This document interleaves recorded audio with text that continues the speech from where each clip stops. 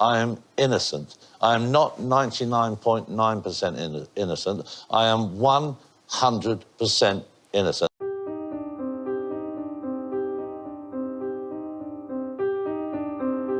Burned in the boat. What, sorry? My son is burned in the boat. 31-year-old Stuart Lubbock was found floating in the swimming pool at Mr. Barrymore's home in Essex. He died soon after. Detectives are investigating the death, which happened after a party last night at Mr. Barrymore's home in Essex. He was the biggest star, the one who made the most money, the one whose TV shows were watched by the most people. 1999 Special Recognition Award goes to Mr. Michael Barrymore. His status would be roughly approximate to Oprah Winfrey in the United States. Oh, and the winner is Michael Barrymore. Was up and down the country. Thank you very much. Thank you. What? Michael really was truly alive when he was on stage. He needed an audience. He needed to perform. He was a precious asset for ITV, and ITV then was the biggest stage in Britain.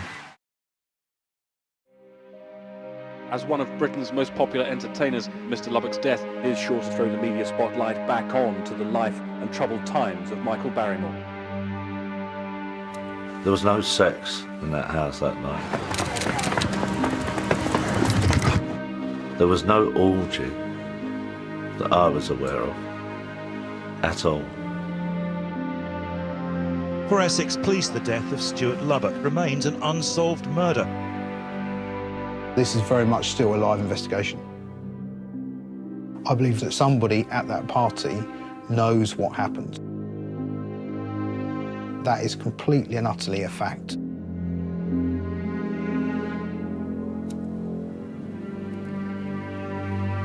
I just hope they understand that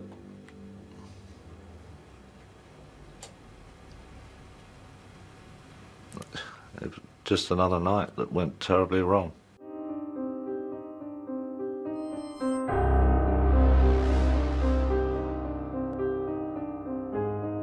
Somebody was responsible for my son's murder.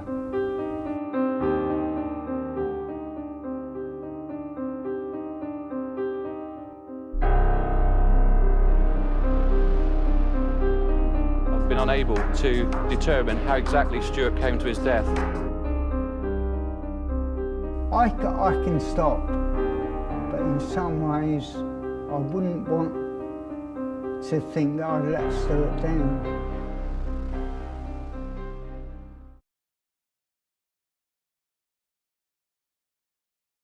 Welcome back to the Opperman Report. I'm your host, Private Investigator Ed Opperman. We're here with Tony Bennett, a former solicitor in England over there. Wrote a book, Not a White, Getting Away with Murder, Uncovering How Stuart Lubbock Was Killed. Can you tell the audience, who is Tony Bennett? I trained as a social worker after going to university, and I practiced in childcare and mental welfare work.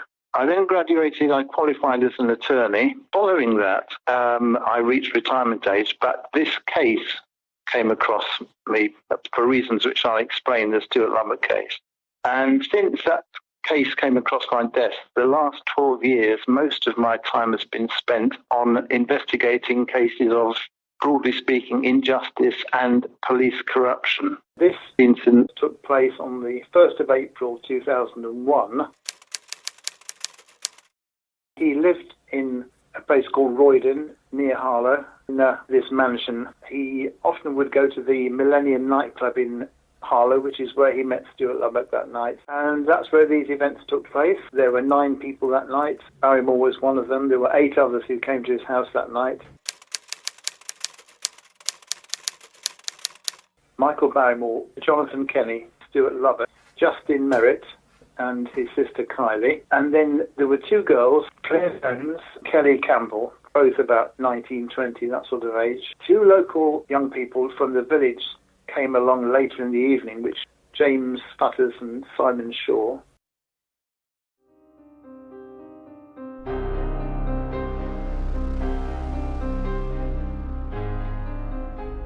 In January 2006, it was announced that Michael Barrymore would appear on Celebrity Big Brother. It took about 5 years before Michael Barrymore was ready to try and resume his career. And he did so by appearing on this show, Celebrity Big Brother. Now, Terry Lubbock, when he found this out, was up in arms because he hadn't got justice for his son as he saw it. And he was obviously very angry that this man was being rehabilitated when he'd never given a proper explanation for how Stuart, his son, died at these premises. Your runner-up, Michael! And this was quite clearly an attempt by the powers that be, by the media, by the celebrity establishment to rehabilitate Michael Barrymore. And just for those who don't know, he died in Michael Barrymore's house, is that right? Well, he was killed at Michael Barrymore's mansion in Roydon near Harlow. Right. One of my key reasons for being interested in the case was this happened on my doorstep here in Roydon, the next village. And the father is a Harlow resident, as I have been for the last 35 years. And Terry Lubbock was kind of appealing for help and what have you, and not getting anywhere. He was clearly unhappy with the story. When Celebrity Big Brother came on, I thought I must do something. I must offer this bloke help. I didn't know quite what I could do, but obviously having a legal training and being interested in miscarriages of justice, I wrote to Terry Lubbock and said, look, I don't know, maybe I can help you. He was an ordinary working man. He was divorced with 2 children. He lived with his father. His father was divorced. He had an older brother. Do you know if Stuart Lubbock, he was heterosexual with children, right? So why was he? Yes, okay. He was married. He had 2 children. He was divorced. As far as we know, he was heterosexual. Yes. Stuart Lubbock on his wedding day. The marriage didn't last long. 8 years later, he was divorced and dead. A death still unexplained after a drugs and booze party at the home of gay TV star Michael Barrymore. He was devoted, but he had a lot of attention as well from other people. There was always a lot of females that was interested in him. It's just sad, like the whole thing. Yeah. Getting married young, separating, divorcing, him dying, it's just like the whole lot, isn't it? Yeah. It's crazy, it's like you don't believe it. Everything I was reading didn't sound like Stuart. It just wasn't him that they was talking about, none of it made sense. Most of the papers were saying that it was a gay orgy. Stuart wasn't gay. Stuart, definitely, if you ask any of his work colleagues, friends, family, whoever, everyone would say Stuart wasn't gay. On the night before this happened, Kevin and Stuart were going out clubbing on a Friday night, as they often would, and in fact their father Terry took them down to the nightclub. We were going in, and we go out to this nightclub, same as what we do every week. And who's there? Who's at this nightclub? Stuart said to me, Michael Barrymore was in the toilet. And I was thinking, what? Michael Barrymore? This woman comes out from somewhere. And she whispered something in Stuart's ear. He went, oh, right, like that. And he shot off and went down those stairs. And I remember looking at him and thinking, oh, right, you off what he's doing. She was actually saying to Stuart, Barrymore's inviting people back. You know? It was unbelievable. Here is a young man. He goes to the nightclub. He meets Michael Barrymore. He's probably starstruck. I think there's evidence that he was starstruck that night. He gets invited home. Then he witnesses this furious row between Michael Barrymore and his lover. He had no reason up to that point to think that he would end up being the victim of a savage sexual assault. At the time of this incident, he was in an intense relationship with Jonathan Kenny, which is quite an important part of the story. And Jonathan Kenny is a drag queen in the northern part of England with a record of violence. And For some reason, Michael Barrymore and he got together and were very much partners at the time of this incident. During the evening, Stuart Lubbock was introduced to Michael Barrymore, as were a number of people. If you can picture the scene, Michael Barrymore was in a corner of the nightclub talking to some of his friends, one or two security people around, that kind of thing. And one or two other people came up and said hello, shook his hand, that kind of thing. During the early hours of the morning, between about 12 o'clock and 2 o'clock, Michael Barrymore invited two girls in their 20s, and he invited Stuart Lubbock. He also invited another couple from Harlow called Kylie Merritt and Justin Merritt. I'm pretty sure that Michael Barrymore knew the Merritts, the two Merritts, Justin Merritt and Kylie Merritt, brother and sister. By one circumstance or another, all of them found their way back in taxis to Michael Barrymore's house by about 3 o'clock in the morning. It's quite clear from various accounts that Michael Barrymore and his lover were on bad terms that evening and a furious row. I think that may have been a contributory factor. You mentioned that he had a violent past. Can you describe that?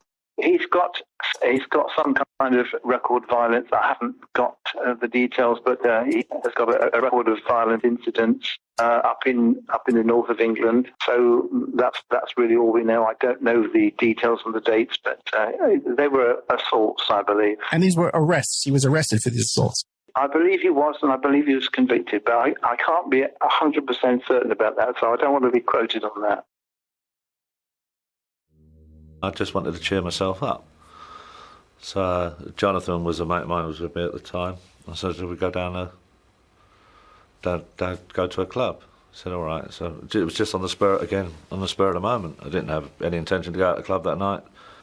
So you decide to go to the Millennium Club, and you go with your friend John Kenny.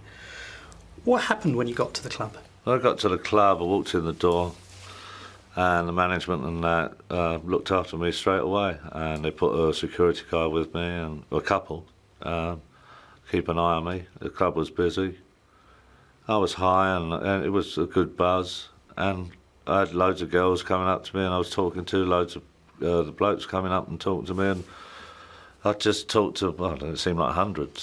Michael Barrymore split up from Jonathan Kenny during the Millennium that evening, and he went home that evening with Stuart Lubbock and two other people in the car, but not Jonathan Kenny. They got separated that evening. And I'm sorry, some of the details are a little bit unpleasant to talk about, but we do know from the record that when Michael Barrymore got into his cab, his taxi to go back home, he said in a loud voice to the taxi driver, "I could do with a fuck." Nobody had a problem with Michael Barrymore apart from the fact he liked a drink. That's a well-known fact. He came out of the club, walked across the road.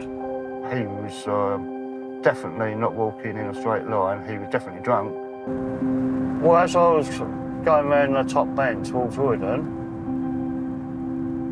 I felt my headrest move, and it was Michael pulling himself up towards my seat, and he put his head next to mine near enough. I went, "I could do with a fuck right now," and then he slouched back into his seat. What Stuart wanted when he went back to Barrymore's, he was going to go to work and just say to everybody, "Oh, you'd never guess where I was in the weekend." That's all he wanted.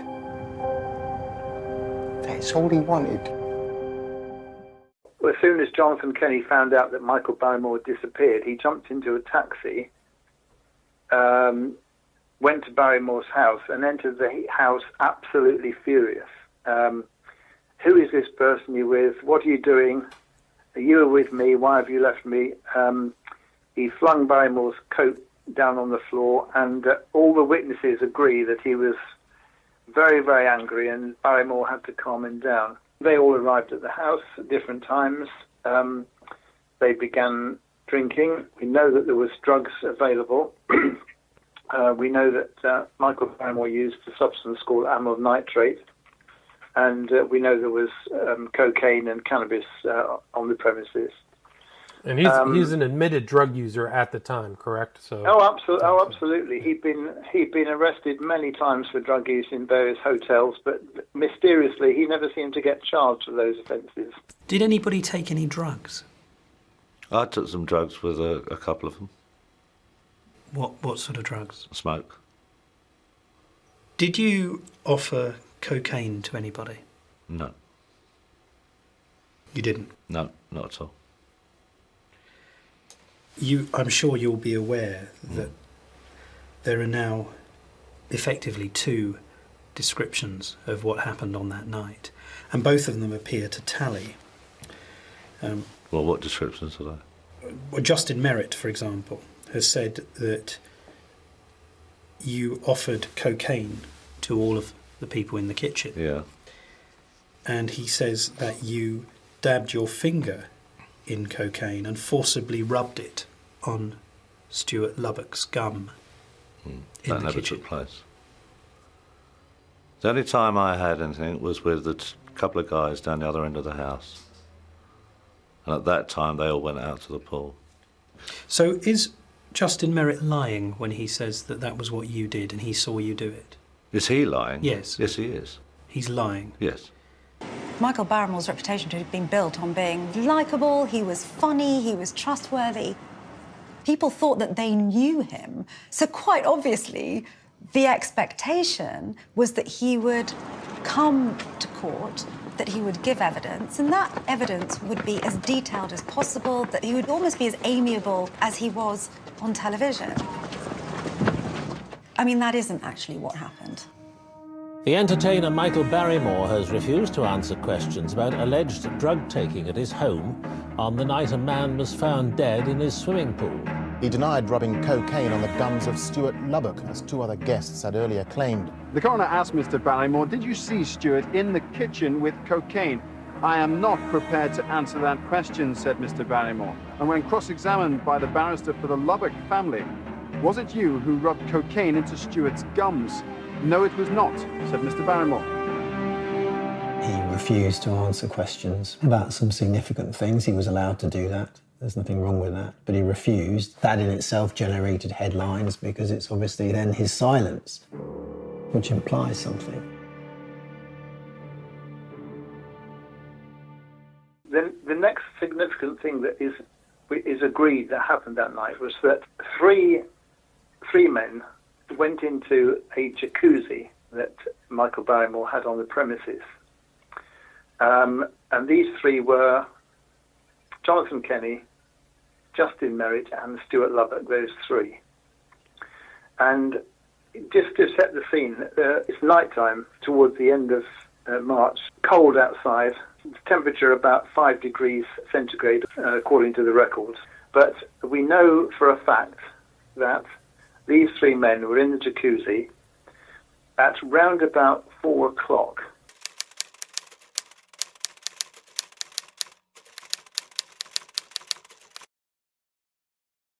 What happened to Stuart after that time is a mystery. The next thing we know for absolutely sure is that at 5:45, an hour and 3/4 later, Justin Merritt telephoned the ambulance to say that there's a man drowning in the swimming pool. Drowned in the pool. Right, sorry. A fella's drowned in the pool. Are they still in the water? No, we've got him out. You've got him out. There's a party going on and someone's just gone out and found him. I'll tell you what, mate, the first time I've been out in 4 fucking years, so I have my kids every weekend, and fucking hell, you don't expect it, do you? What happened next that raised the alarm? Can you just take me through the sequence of events? We had the smoke down there. We were there for a while, not that long. We agreed we'd go to the jacuzzi, give it a go. Went down to the corner end of the house. I gave them some shorts, they changed, I changed into a pair of shorts. Walked out to the pool towards the jacuzzi. Everybody was back in the house by then. And then I looked down, which is effectively the deep end, and Stuart was there. Did you realise who it was? Not immediately. Yeah, well, I did. Yeah, he was face up. Yeah. What did you do? I just freaked out. I ran back in and got Jonathan, who I know is a lifesaver, and Simon and James jumped in and pulled his body out. Did you call the police? No, Why not? but somebody was doing it. Justin Merritt says he called 999. Yeah, I called. Well, Justin and Jonathan came out to the body. What did you do next? I was standing on the other side, and I just lost it. I just panicked. I didn't know what to do. I couldn't believe what was going on. So what did you think as you looked? That he'd been under the water a while, from the way he was. But that made you panic? Not panic. When I say panic, I just I'm freaking out at seeing him under there, and it just seemed that their efforts to do anything, it wasn't coming round. So what did you do? I didn't do anything at that point. Simon and James said, "Come down to get away. There's nothing you can do, and leave the place because it's going to be swarming with police and press." And I just went along with that. So you're saying that it was suggested to you that you should get out of the house? Yes. Do you think that was the most responsible behaviour? No. I mean, he is a total stranger who's clearly injured in some way in the pool, and you leave the house. Yeah. And the most significant thing that happened, we know from all the pathologists, is that Stuart suffered a very, very violent sexual assault. And in the opinion of most of the pathologists, that sexual assault probably played a significant part in his death, and one of them said that was the cause of death. Interesting. And they were severe anal injuries, correct? Very severe internal injuries, yes. Yeah. The pathologist said, as a matter of fact, that a hard and long object must have been inserted into his anus, and the internal damage was severe from that. A couple of the pathologists were experts, and they said that it must have been either a fist or an object as large as a fist. And again, I'm sorry this is a little bit graphic, but I've got to say it, I think, that at the post-mortem, the aperture of his anus was described as big as an orange. Oh my God.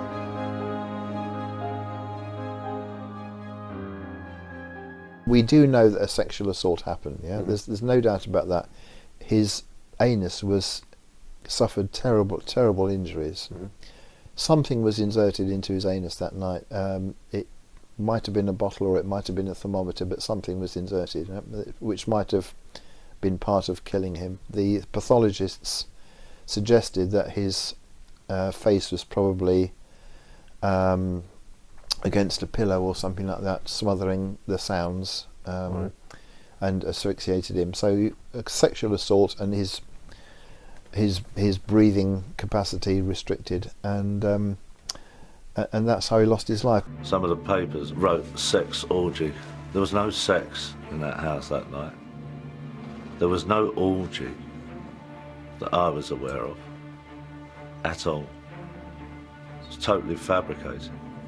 To this day, I don't know what happened to him.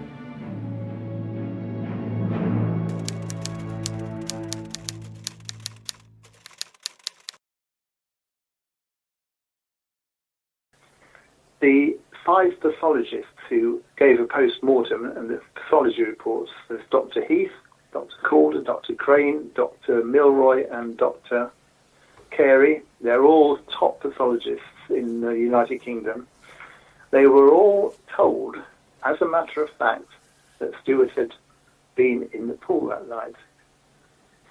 And therefore, they assumed that that was fact, and they based their conclusions on that fact, which was not a fact. So as you look through the pathology reports, all of the pathologists are struggling to understand how he could have drowned. Do you know who was the first person outside of the people at the estate who found his body? Was he not in the pool when the medical people showed up? Yeah, when the medical people showed up, he was on the pool side. Gotcha. So he was supposedly out. So there's only oral statements of people saying he was actually in the pool. Gotcha. That is the point that I've been trying to make for all this time. Just wanted to confirm only that. Oral statements by the witnesses, yeah.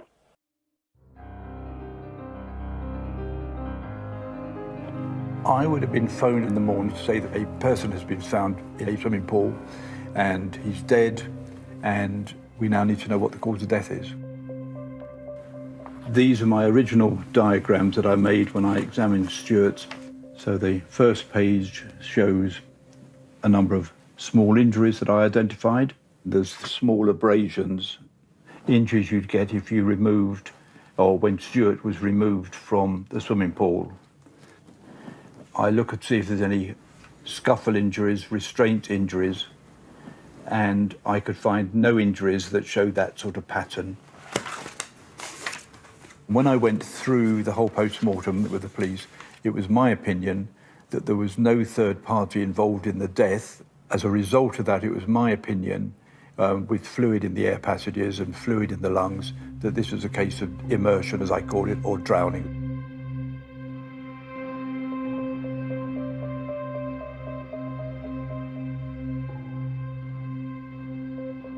I wasn't convinced that drowning was the correct cause of death. Even though he was found in water, that does not mean that he has died there. Water can hamper investigations in terms of trace evidence. So we've now got to be confident whether he drowned or not.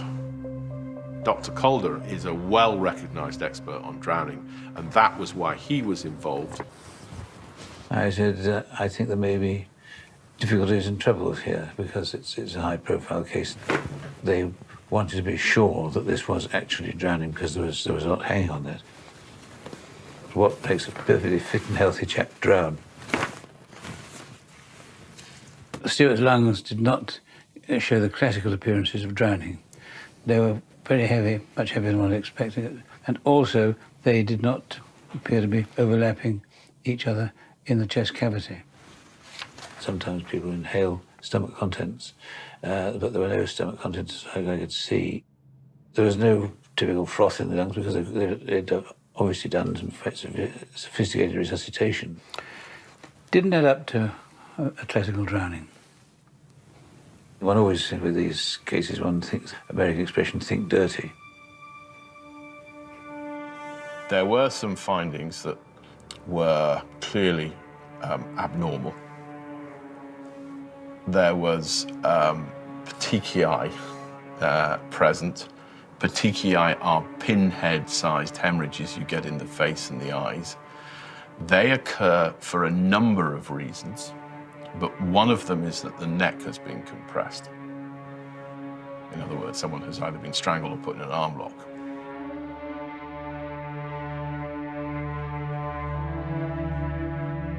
When I first did my examination, it was apparent there was a lot of blood on the cloth that he'd been wrapped in. And that was around the pelvic region. And that showed that there was extensive hemorrhage from the region of the anus. There was clear dilatation of the anal canal. There were clear injuries around the anus, and those injuries included abrasions, they included bruising, and they included tearing of the anal wall. In the informal setting that we are here, I would describe the injuries to the anus as horrific.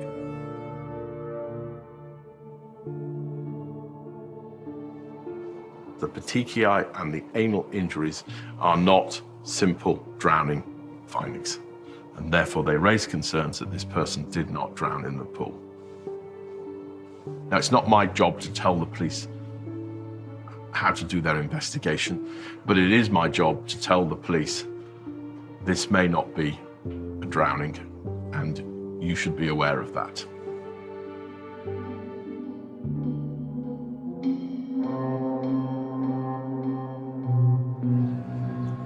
The difficulty was that even after the second post-mortem examination, there still seemed to be some uncertainty about both the cause of death and the circumstances surrounding Stuart's death. Now, the assumption that he had drowned in the swimming pool, in my view, was based on rather tenuous and rather flimsy evidence. I think where we were agreed was that Stuart had been the victim of a serious sexual assault. The photographs showed a widening of the anal canal, laceration to it, highly suggestive of some large object having been forcibly inserted into the anus. It could have been an attempt at forcible fisting. A bottle, a dildo, that sort of thing could have caused those injuries. I was shown a photograph at the police headquarters, and it shows on the wall of the jacuzzi a pool thermometer that would have 4 cutting edges. An object like this, or even this object, could have produced the injuries I identified on Stuart's anus if this had been passed into the anal canal a number of times. I cannot contemplate any circumstances where this was a consensual act. Do you think Stuart was raped? Well, I think that is a very likely scenario. When Michael Barrymore was asked how these injuries might have been sustained, he said he did not know. He was adamant that they could not have happened at his home. Michael Mansfield, on behalf of Mr. Barrymore, put a series of suggestions to witnesses to try and run the theory that the injuries might have been occasioned in a different way and not at the property. Well, the CCTV footage of Stuart Lubbock leaving the nightclub seemed to indicate that he was perfectly fine. Could it have been an accident? Stuart could have dive-bombed into the pool. That is an improbable explanation. Dive bombing into the pool would not cause these injuries. The injuries might have been occasioned to Stuart during resuscitation by the repeated insertion of the rectal thermometer. These probes are really only a couple of millimeters diameter. They're rounded at the tip and could not conceivably have caused the injuries. At no stage through the inquest process did I hear anything from Mr. Barrymore that would lead me to believe there was an acceptance that there had been a serious sexual assault at the house. This young man had suffered a very violent and very serious sexual assault. So perhaps, from my point of view, I think that would have been the most important aspect of the case. Post-mortem examinations revealed that Stuart Lubbock had suffered serious sexual injuries. Severe internal injuries. Serious anal injuries. He may have been raped that may have contributed to his death. Breaking his silence, Michael Barrymore sat down with GMTV's Fiona Phillips at his luxury hotel in Dubai. In the last few days, my solicitors managed to locate one of the nurses who worked on Stuart, and he quite clearly states, without any shadow of a doubt, that when Stuart Lubbock arrived at the A&E department, there were absolutely no injuries whatsoever to his body. He did not receive any injuries at my house, at all. And yet they were definitely there. He did sustain injuries, so if it didn't happen at your house, where could it have happened? They did not happen at my house. It is quite clear from the post-mortem photographs that there continued to be significant bleeding from the anal lacerations, even in the mortuary. These injuries, continued Professor Crane, were indicative of a serious sexual assault. Now, 2 of the pathologists said that they thought that asphyxiation was the cause of death or a major cause of death. Then you had another 2 pathologists who said that the rape was so severe that that could have killed him alone. The severity of it could have triggered a heart attack and killed him. Other doctors said it could be a combination of asphyxia and a heart attack. And in fact, if we were to go through the pathologist's report in detail, most of them are very, very clear in saying that the actual autopsy results were not consistent with drowning. One of the crucial evidences was a pattern of what are called petechiae on the face and neck of Stuart Lubbock. Now, petechiae are tiny little blood spots which appear around the face and neck in particular when somebody is asphyxiated, suffocated. Only the original pathologist gave a verdict of drowning. So the conclusion I come to, which is supported by 3 of the 4 pathologists, basically he was sexually assaulted, either died from asphyxiation or a heart attack, or a combination. His body was then taken to the edge of the pool, water thrown over him and some water forced down his throat to make it look like a drowning. First of all, the first question, just on some of the press coverage today, there are reports in the News of the World and allegations of a cover-up in the house that night and a suggestion that maybe Mr. Lubbock hadn't drowned at all. What's your response to those claims? Well, my response to those claims is that is absolutely preposterous, and that is changing the whole spectrum of what happened at all. I mean, the police investigated it. There is no evidence to support that whatsoever.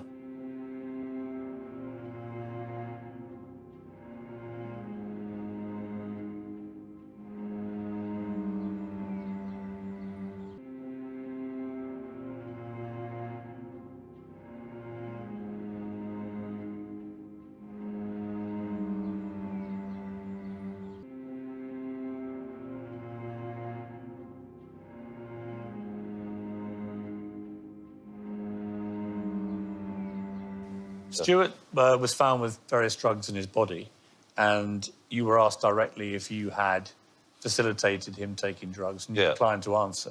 What was the truth about that? Well, I didn't facilitate him taking drugs, but no, I was advised that by my lawyers at the time. You don't have to answer in a coroner's call. You can just. I said, well, I'll just say, I didn't. But again, with hindsight, do you? I mean, I see that. No, yes, but you can see lots of things in hindsight. Yeah. I'm not making excuses. No, but I'm saying the reason that I fucked up. What more do you want? I fucked up. I get it. And somebody died. I'm sorry. Yeah. I couldn't be more sorry. The claim is made that he was in the pool probably for about an hour and 3/4. And of course, if that is true, William, how can they account for the severe sexual injuries? If that account is true, if we expected to believe that Stuart was in the swimming pool all of this time, how and when did he get his sexual injuries? Right. But let me ask you this, Michael. How do you think Stuart died? I think he drowned. Do you believe there are people out there that know the answer? Well, I have to, because there's no answer anywhere else.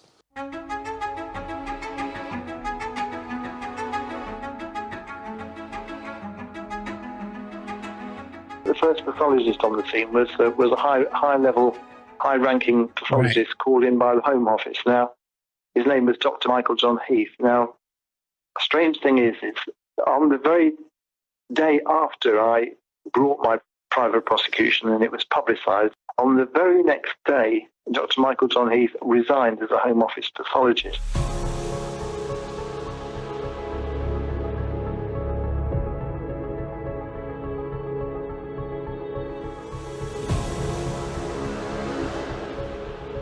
What I can tell you is his resignation triggered a whole spate of inquiries into his pathology reports. Many of them turned out to be very inadequate and very misleading.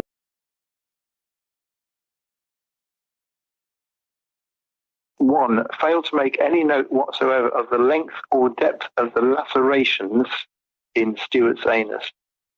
Secondly, failed to make any description at all of the damage to the anal canal.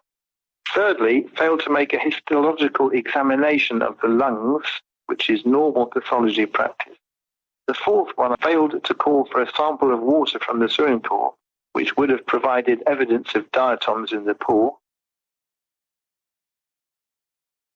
The police did not do a diatom test on the swimming pool. Now, I don't know much about diatoms, but they are some kind of small bacteria or something similar which floats about in swimming pools. Now, if a diatom test had been done, the police would have had proof either way as to whether anybody had been in that swimming pool or not. And fifth, failed to even mention the obvious petechiae, the pinhead-sized blood spots, which all the other pathologists had pointed to.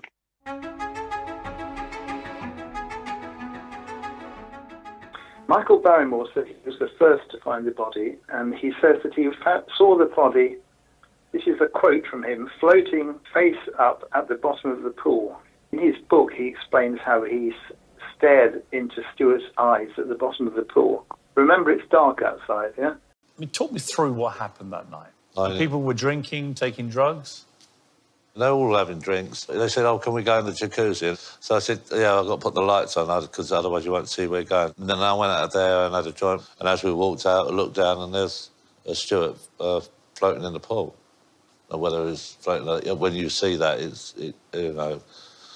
it's a very surreal thing to see. If we go then to the account given by his lover, Jonathan Kenny, this is quoting from his statement. He says, he was the first to see the body and it was floating on the surface face down. Then if we go to James Butters, well, he made two statements. In his first statement, he denied having seen anything at all. When the police re-questioned him, he then said, it was Simon Shaw and I who discovered the body, not Michael Barrymore and not Jonathan Kenny. So we've already got three wholly conflicting accounts. Very surreal thing to see. And what went through your mind? I just went into a bit of shock. I just went, oh, Christ. And, it's quite obvious he wasn't moving much. The first thing I did when I said it was run back into the house and get help from Jonathan, who I knew had lifeguard experience. They came out and started resuscitating him. Although the inquest reached an open verdict, in other words, no clear decision, the coroner made it clear at the end of her analysis that there was no way that any of the witnesses gave a proper explanation for Stuart suffering those sexual injuries. Each witness was asked, how do you account for these serious sexual injuries? How did they happen? When did they happen?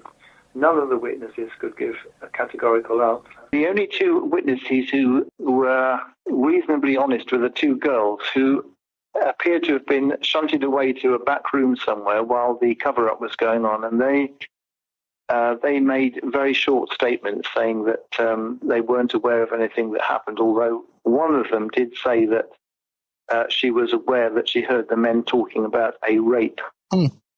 So she told us that. And I'd like to, if you could bear with me. This is a copy of the letter. This letter, do you mind if I read it? Sure. And this is from the Crown Prosecution Service. I've never read this out or brought this out before because it's only come to light. The 10th of September 2007. There was no evidence upon which to charge any person either for the death of Stuart Lubbock or the injuries he sustained to his rectum. Michael Parker, me, has an alibi from 3 people in the period immediately prior to the discovery of Stuart in the pool. I therefore conclude that there is insufficient evidence against all 3 suspects for there to be proceedings concerning the death of Stuart Lubbock or relating to the injury.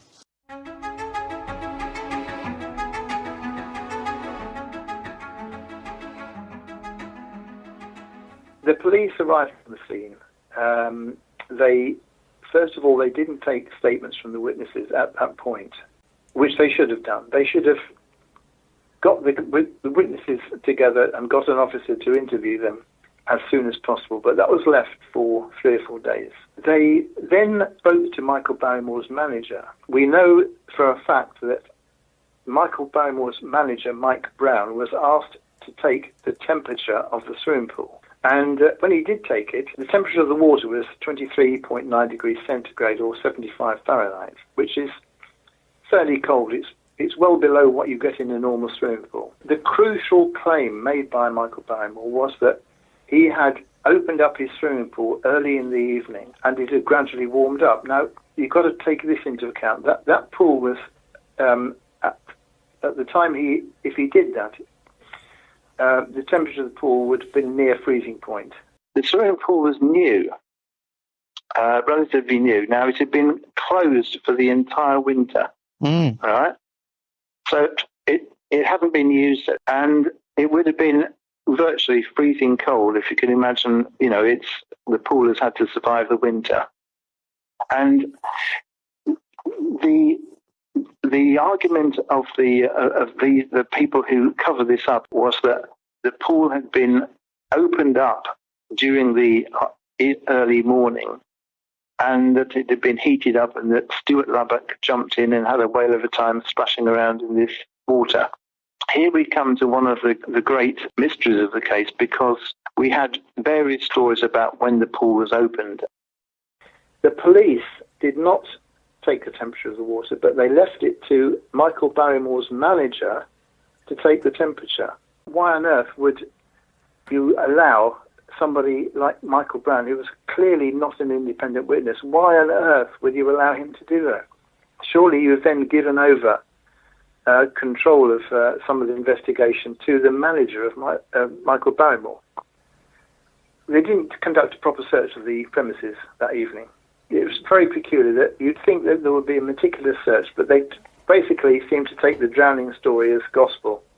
The other thing they did, which is really extraordinary, they then left the premises in the care of Michael Brown. The normal procedure would be to seal it and put a police officer there. There was a pool thermometer which they didn't seize. So they didn't seize that. They left that with Michael Brown. And then thirdly, obviously a major misconduct issue was leaving the premises unsealed in the possession of a completely unindependent witness, namely Michael Brown. The first police on the scene did not do their job properly. An independent investigation has established. Clues were lost. Evidence disappeared. The report said officers did not properly secure the area around the pool from where Mr. Lubbock's body was dragged. He was found with severe anal injuries that may have contributed to his death. He had earlier been in the whirlpool. This police photograph shows a 5-inch long pool thermometer. It later disappeared, and with it went any chance of retrieving forensic clues.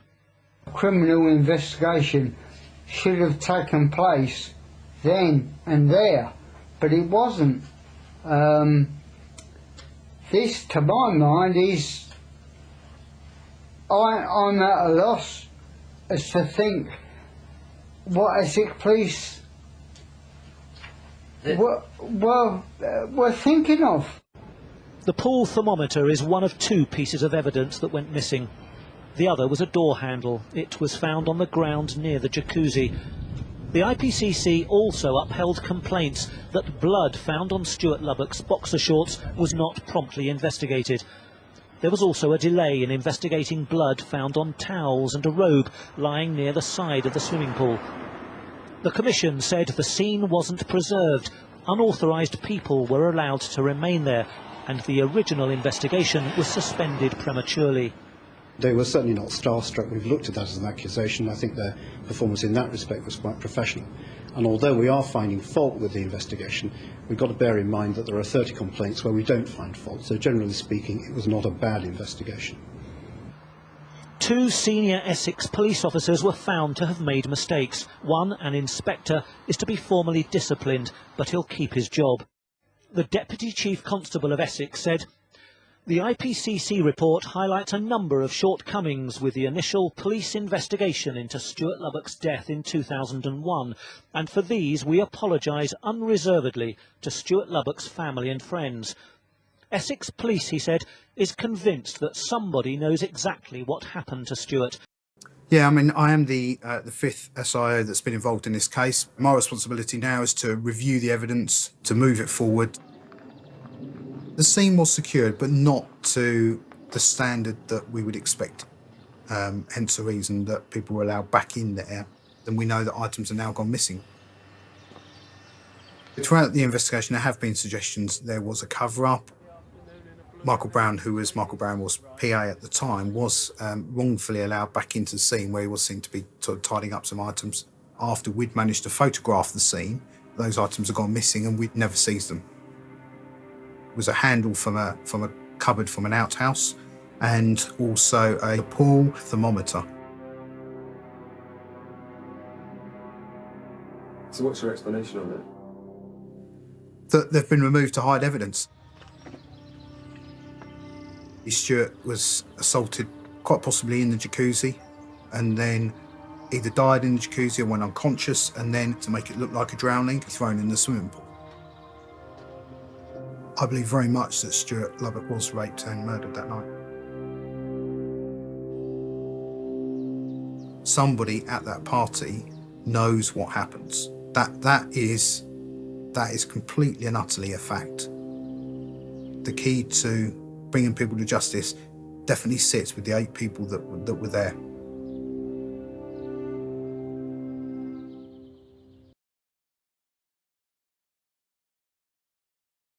Was an intelligence report supplied by somebody to the Essex Police Intelligence Service. An informer stated that he had evidence that 2 of the witnesses had been paid off a substantial sum of money to lie about what happened that night.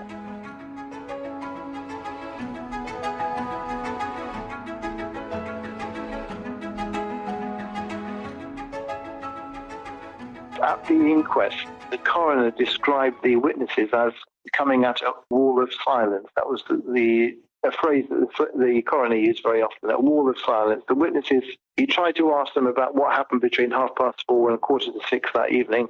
A wall of silence. They didn't know, they had no idea what happened. And so the coroner was stuck with people who just wouldn't tell the truth, of course. Have you yourself, Michael, talked to the other people who were there? I've never seen them since that day. All of them? I wouldn't know if I fell over them. All of them? All of them, none of them. Not one of them got a number, nothing. So you don't know any of these people? I don't know any of them. You've never spoken to them? Not one. And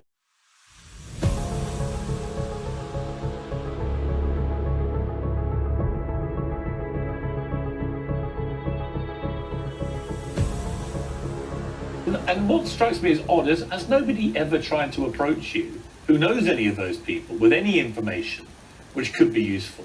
No, what do you mean by that? Well, I mean that there's a bunch of adults partying at your house and somebody dies. And what seems extraordinary to me is that your name's been attached to this for years and years and years. Yeah. Why has nobody tried to contact, or maybe they had, you could let us know, but has anyone ever tried to contact you and said, look, I know one of these people, and they were saying this? It seems like there's been this weird wall of silence from everybody. Well, the wall of silence is because they don't know. They genuinely don't know. Why? And do you believe them? Yes, I do believe. You believe that nobody at the party knew what happened? I do believe that.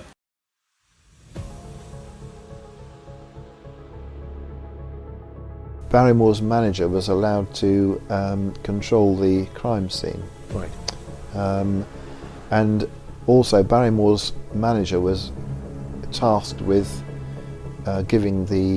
using the pool thermometer to say what the temperature of the pool was. Now that was quite crucial because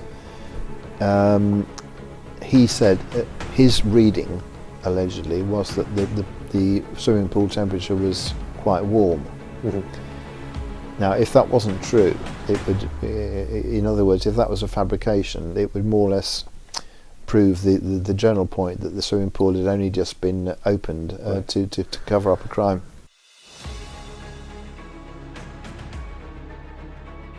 Wasn't there a story too that Barrymore left the premises and returned? Was that ever verified? Yes, it's absolutely clear that he did run down to his mates in the village. He was put up for a while with his friend Simon Shaw, who had a flat in the village. The three of them ran off. He was seen by a witness to collect certain items, wrap them in a towel or a jumper, and then run off. He was seen going into drawers here and there, picking things up, putting them in a jumper or a bag or a towel or something like that, and then running off, yes.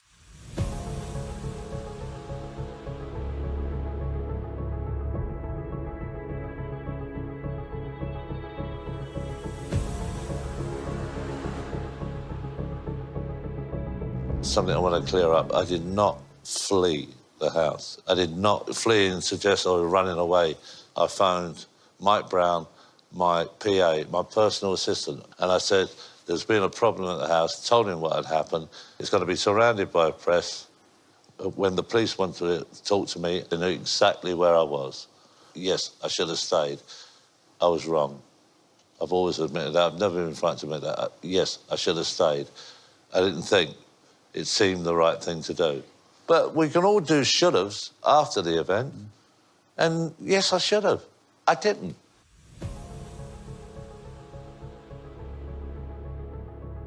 Several neighbours heard screaming at about 5 o'clock in the morning, about 3/4 of an hour before the ambulance was called. And they weren't called to give evidence at the inquest.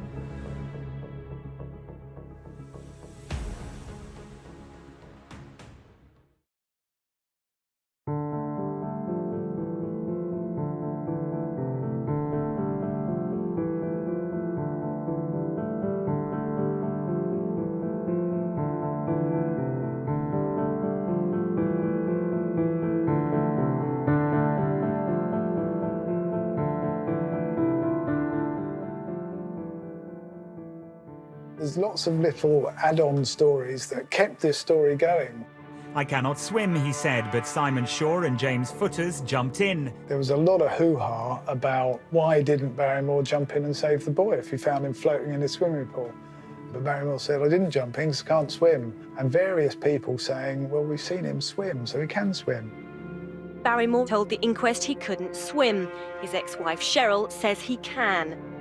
She's been interviewed by the police in the last couple of days, and she's given them the names and addresses of at least a dozen other people who have swum with Michael Barrymore. If the allegation was true, it would be a very, very serious matter, yeah. But Mr. Barrymore says he can't swim, and the allegation is untrue. Michael Barrymore described finding Mr. Lubbock's body. He admitted that after it was pulled from the water, he left the house. He said it was not the right thing to do, but he was in a panicky state. Mr. Barrymore rifled through some drawers, took some personal possessions, and left before the ambulance arrived.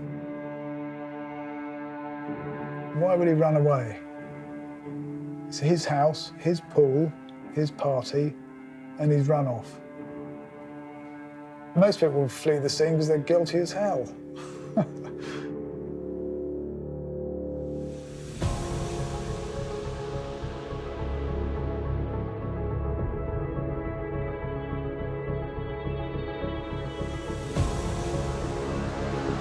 How do you have a gay orgy with 4 girls and 5 blokes?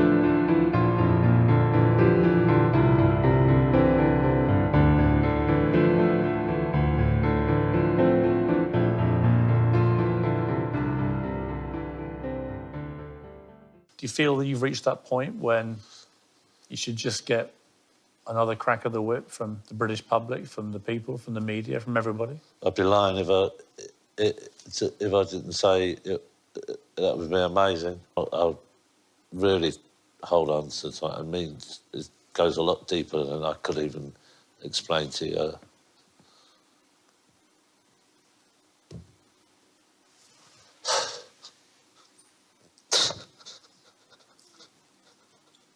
Sorry. Fuck. Oh. It's not easy. Going over this stuff must be very difficult for you. Sorry. The truth about this, Michael, isn't it, is that we may never know the truth. Yes. You were there. What do you take responsibility for? I was responsible for allowing people to come back to my house and go out to the pool. You would assume was capable of looking after themselves.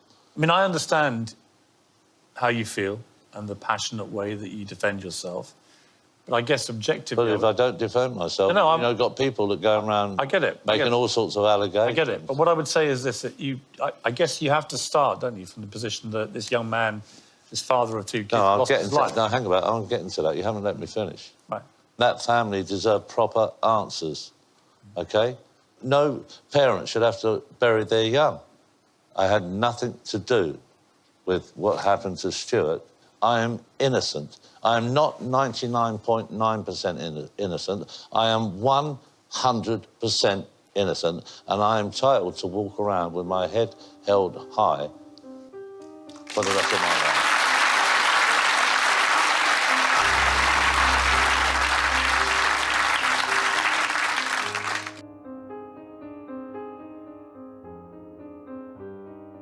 Some people said to me, you know, you should have pushed him more on this, this and this. And the truth is we spoke for nearly 2.5 hours. Yeah. And the whole thing did was... push me on everything. I did, on everything. Yeah. And obviously one of the people who was not, happy about this, understandably, was the father, Stuart Lubbock, who's come out and said he would like to see you face to face. He'd like to have a proper discussion with you. Yeah, it's perfectly understandable why he would feel the way he does. Yeah, and I'm happy to do that anytime. I've met him 3 times. Yeah, of course, as we spoke about on the show. You know, we did. I want them to get closure on it, or push the police to deal with it as we see it properly, not the way it's been done.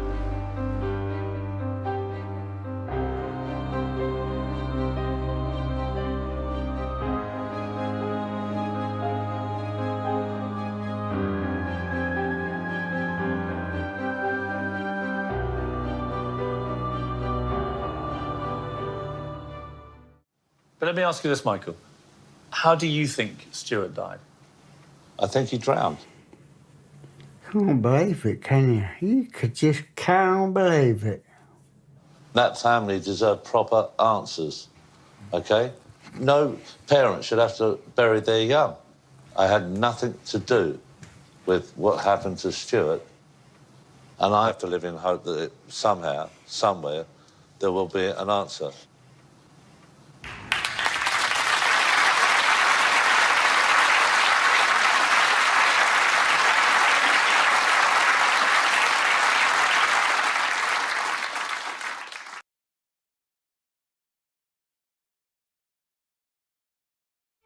Nobody will come forward. From that day to this, I just want to move on and just get on with my life.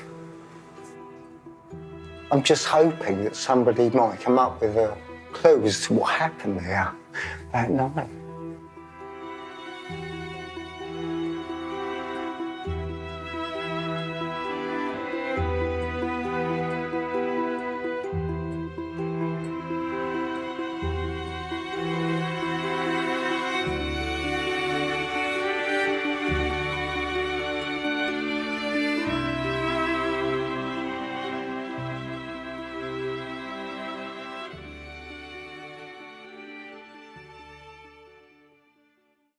It's my belief, which I can't prove, it's my belief that he was helped with the investigation, which was a very ineffective investigation.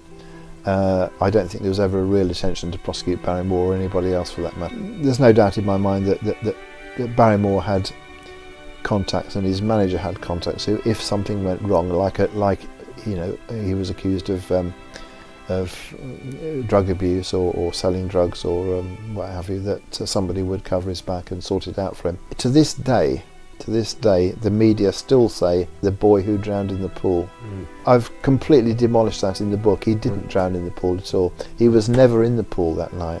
After the accident to Stuart Lubbock happened, Michael Barrymore then opened the swimming pool to develop the drowning theory. In other words, the pool wasn't opened at all at the beginning of the evening. There's evidence to that effect. So the whole thing was an elaborate hoax.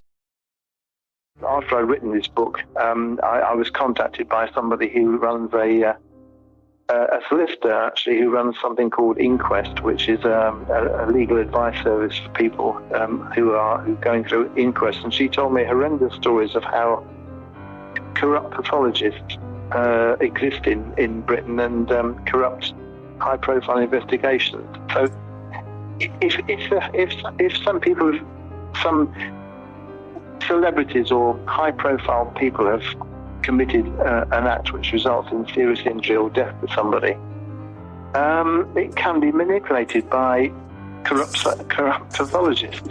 This is a fact we have to recognise. It's like in any walk of life, the police can be corrupt, celebrities can be corrupt, anybody can be corrupt. I'm absolutely sure if I consciously reach a cut-off stage, which I want to do for the sake of my health and the sake of Stuart, because I'm no good.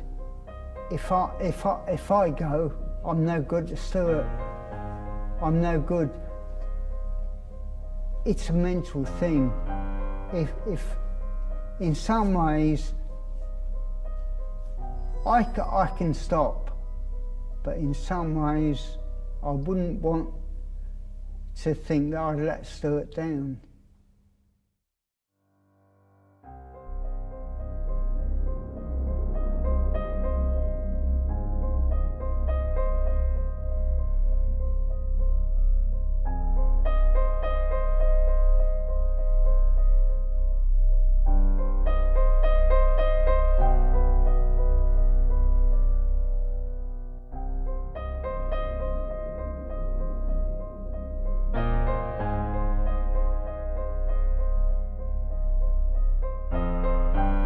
I can hear him now.